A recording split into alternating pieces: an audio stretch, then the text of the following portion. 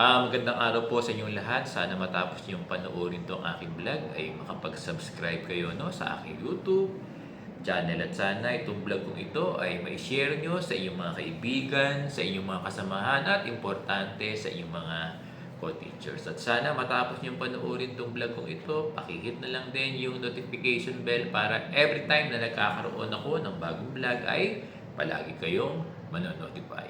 At yung palaging request ni Sir Bong kasi dyan sa mga vlogs ko ay marami nang lumalabas na ads. Sana pag lumalabas yung mga ads, huwag nyo siyang i-skip. Papanoorin nyo ng buong buo lahat ng ads na lumalabas dyan sa aking vlog. Pwede ko bang asahan yan sa ating mga kaguruan? Maraming salamat sa inyong lahat. May mga guro na nagtatanong kung kailan daw ang implementation ng flexible class program. Sabi kasi sa DepEd order, this second quarter dapat ay implemented na yung flexible class program. Pero alam ko may mga schools na ang nag-adapt ng flexible class program. Paulit-ulit tayo, no?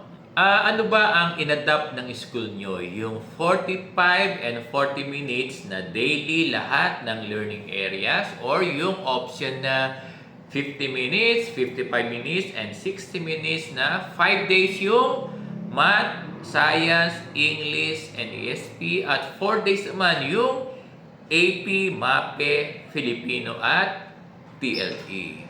Alam nyo kahit anong option na piliin ng school nyo ay pwedeng gawin as flexible class program. Puntahan naman natin yung mga tanong ng ating mga subscribers. Ito yung pag-uusapan natin ngayon. Unang tanong ng ating subscriber, yun daw bang mga head teachers ay magtuturo na sa implementation ng expanded career progression? Ang sagot ay hindi.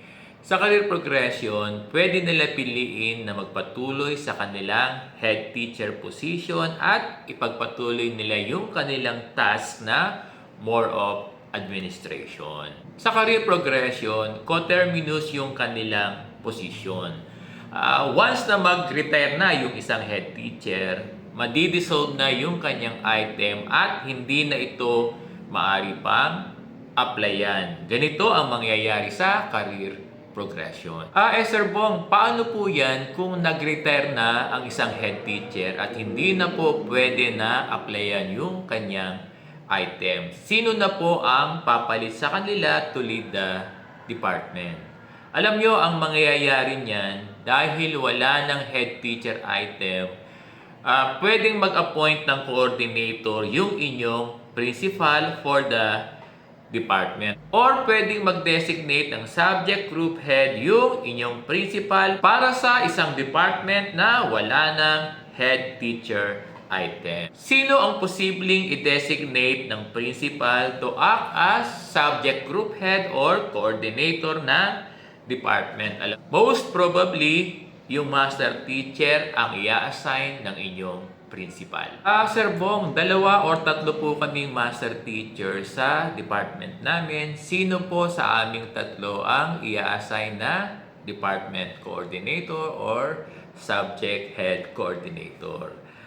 Para sa akin, ang deserve na maging coordinator ay yung highest position sa among the master teachers. Kung merong master teacher 2 or higher than master teacher 2, siya ang pwedeng ilagay as department coordinator. Pwedeng ganito ang mangyari. Pero, nasa discretion palagi ng principal kung sino ang ilalagay niyang department coordinator or subject group head ng isang department na wala ng head teacher. Ito yung posibleng mangyari sa career progression. Next na tanong ng ating subscriber, ilan daw ang teaching loads ng isang master teacher? Alam niyo kung ano ang teaching loads ng teacher 1 to teacher 3, ito rin yung teaching loads ng ating mga master teachers.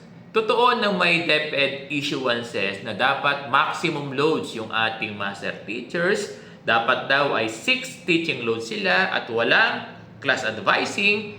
Tama naman ito. Kaya lang may ibang task ang master teacher like mentoring, clinical supervision, coaching, and others. Now, paano niya magagampanan ang mga ito kung meron siyang 6 teaching loads? Tulad ng Teachers 1 to 3, ang master teacher ay required lamang for 6 teaching hours. At after 6 teaching hours, as a rule, ay maaari nang mag-out ang master teacher from his school para sa bahay na gagawin yung kanyang 2 hours task para sa preparations ng kanyang DLL, lesson materials, and others. Alam nyo, hindi nire-require ang master teacher ng 8 hours work or stay in school.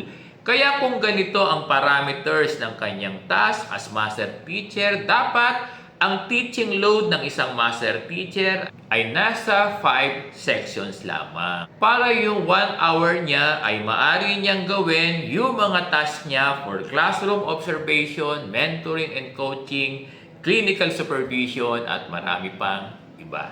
May natutunan ba kayo sa ating pinag-usapan ngayon? Maraming salamat sa inyong lahat.